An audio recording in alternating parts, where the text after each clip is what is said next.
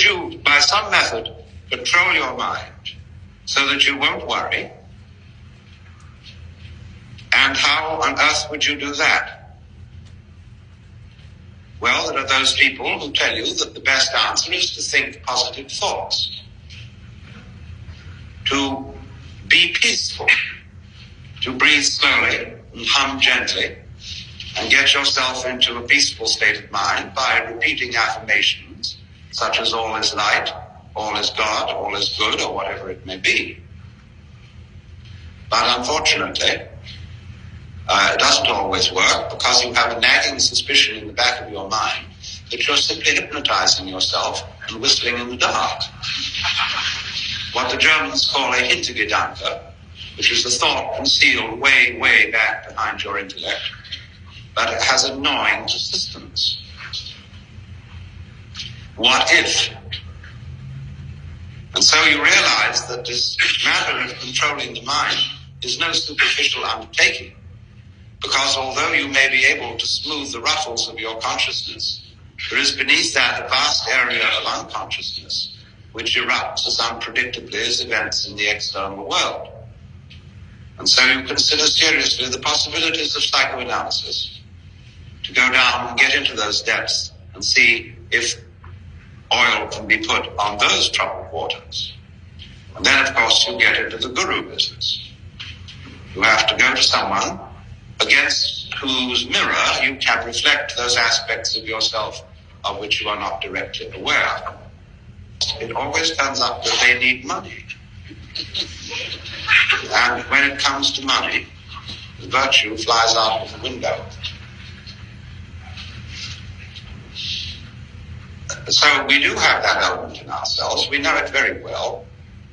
And the question is, therefore, once again, how can it be transformed?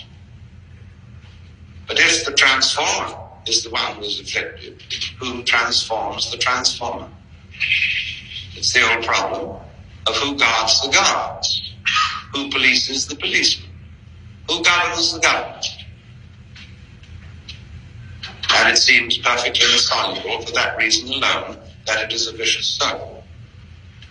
There's a great deal of talk about two selves, the lower self or ego, the higher self called the spirit or the Atman, and the duty of the Atman seems to be to transform the wretched little ego.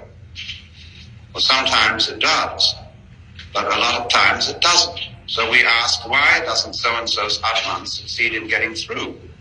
Is his ego too strong? If so, who will weaken it? Is his Atman too weak? And if so, why? For surely aren't all Atmans the same? The puzzle remains. So let's take a look at what we're trying to accomplish. We're trying to get better. We are out after that type of experience which I will call the wheel of becoming, of birth and death. And on the top of that wheel, there are Deva people, whom we would call angels. And at the bottom of the wheel, there are Naraka, or tormented people, in purgatory.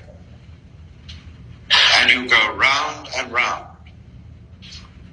Now this way, now that way.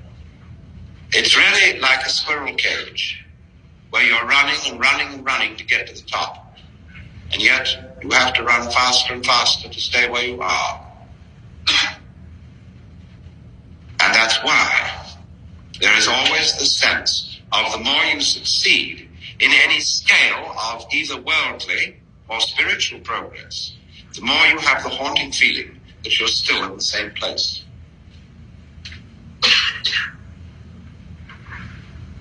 So you think, now there must be some way out of that.